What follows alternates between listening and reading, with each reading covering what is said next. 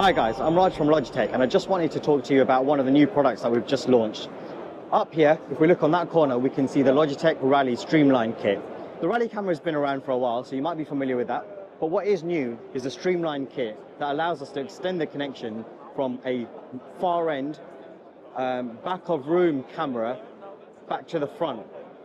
So here it's a two-part solution. We've got a hub under this table, and then within the base of the camera, we've got the transceiver module there, which contains the Valence chipset, and that allows us to transmit over a single CAT connection the video signal as well as the power back to the camera.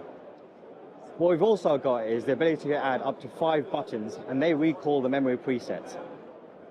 Here you can see one of them. At the moment, this was pressed, so the camera is facing towards me. However, we've also got one at the Valence stands, all the way on the far end over there. So if that button's pressed, we'll see how the camera moves across and now frames the Valence booth.